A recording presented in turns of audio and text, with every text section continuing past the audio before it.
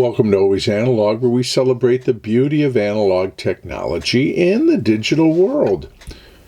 We've got some vintage pencils to look at today, and these were sent to me by my dear friend Mamo, M-A-M-O, Moving About and Manipulating Objects. He has a wonderful YouTube channel where he does pencil reviews, among other things, and I will put the link in the description below so that you can check it out if you're not already familiar with his channel. And he generally posts a new video every Wednesday, just like Always Analog, so you can double your pencil pleasure and pencil fun on Wednesdays. And so, anyways, thank you, Mamo, for sharing these with me.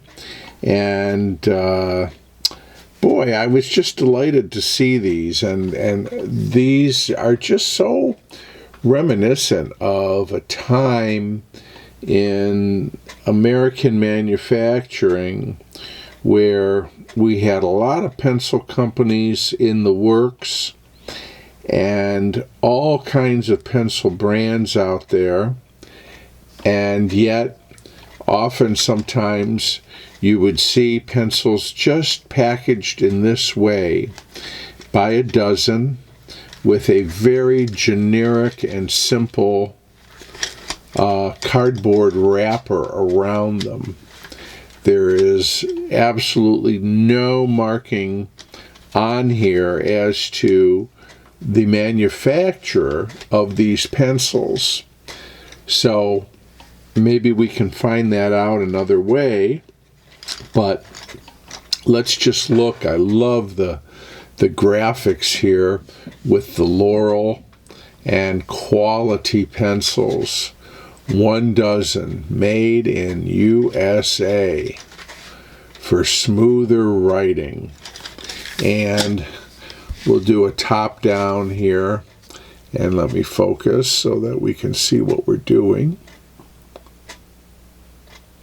So I'm guessing because of the way that these are packaged, these might not have been the most expensive pencils in the line. These might have been very kind of general purpose pencils, but even so, we can look and see that wood, this is definitely a cedar pencil. You can tell by the wood. We are looking at the cores, and they are, this one might be a little off kilter, but they're all fairly centered. We'll flip over to the other side, to the eraser side. 2, 4, 6, 8, 10, 12. There's the dozen. Here's our erasers and ferrules. The erasers are hard as rocks. So, but that goes with the territory. So let's take a close look here. I'm hoping here on the left you can see an embossment there in the wood that says bonded lead.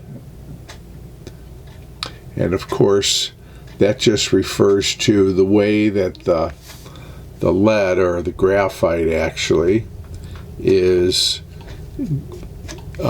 glued onto the wood slats in the manufacturing process. So here we have USA, not sure what that is. It looks like, it's not quite a fleur-de-lis, but it's sort of a little design there. Statesmen. And this embossment is in a really nice kind of a bronze. I don't think the camera really does it justice, but it's sort of a bronzy foil. Anyways, the Statesman is flanked by these 2 designs on either side. Then we have the 800 model number and the number 2 quite handsomely displayed there. And then can we talk about this ferrule? Now, isn't that a beaut?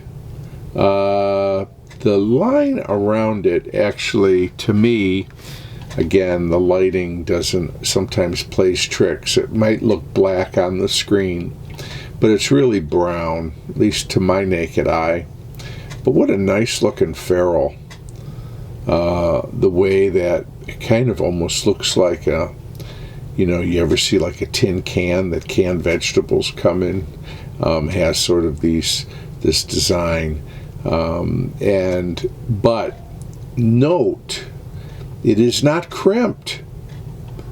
It is glued on, and the eraser is not crimped in. It's glued. Always like that look. Always like that look. Here's a Ticonderoga. And the one thing about the Ticonderoga that I do like is they still use a glued ferrule and eraser, and you don't have, the crimping that you see on other pencils. So, anyways, very nice. Oh, thank you, Mammal. These are just a delight. Now, aside from what we see here in the imprint and the embossment about the bonded lead, I'm looking at the paint job, which is okay. But I don't see any other marking on this pencil. So, let's sharpen this and let's write with it. Okay, let's do the sharpen.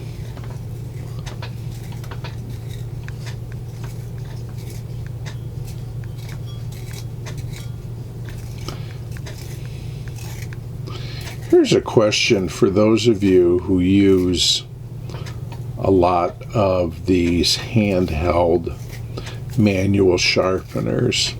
How much life do you get out of a blade? I'm curious to find out.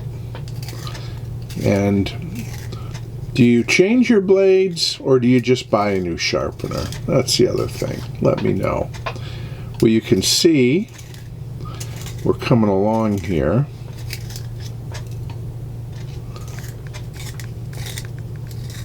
And I think this blade needs changing. And we've got a point on here. It's not the prettiest one you'll ever see, but we do have a point. So, okay, now that the pencil's sharpened, let's try it out. Okay, so we have our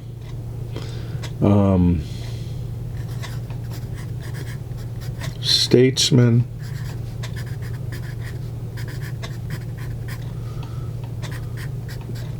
Whoop.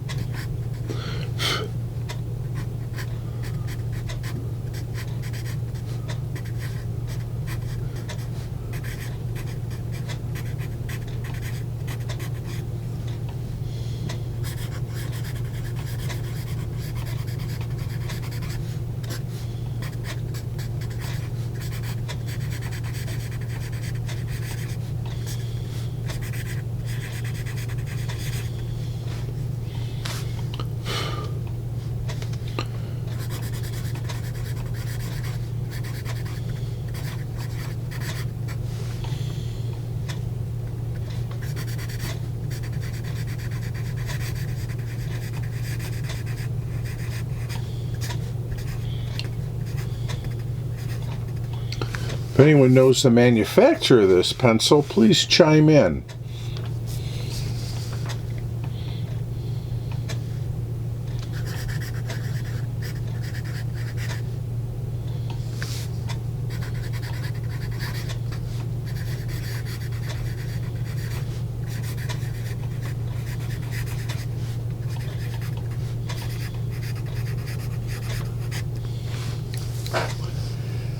Very number 2, and I think you can hear the think you can hear the graphite on the page, can't you?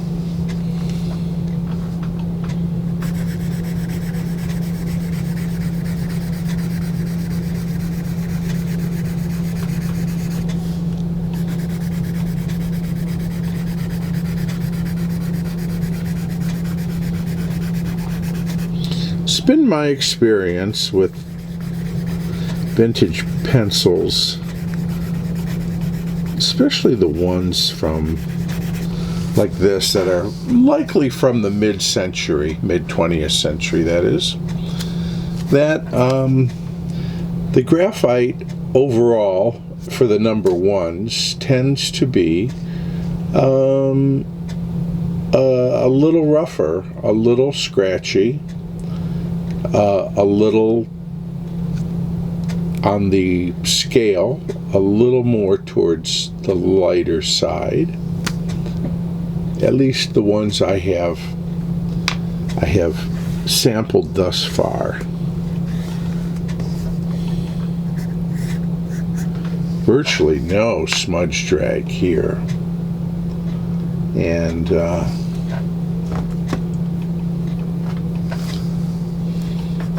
I'm not going to try the attached eraser. It's as hard as a rock. It's not going to do anything. Let's just see how this Statesman number 2, American made by somebody,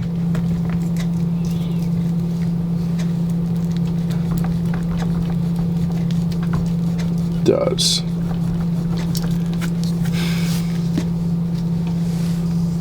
Oh, so many erasers.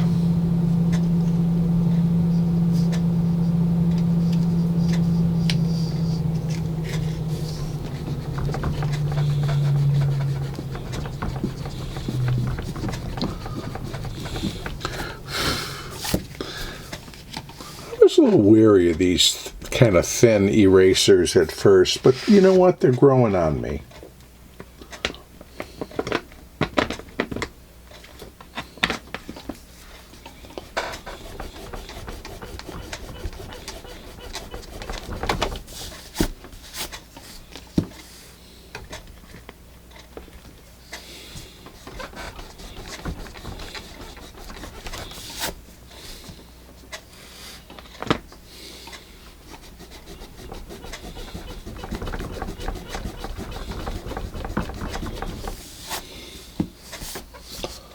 Well,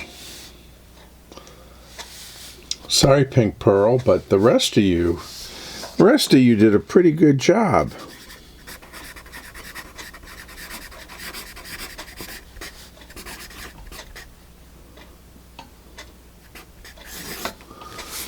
Pretty good.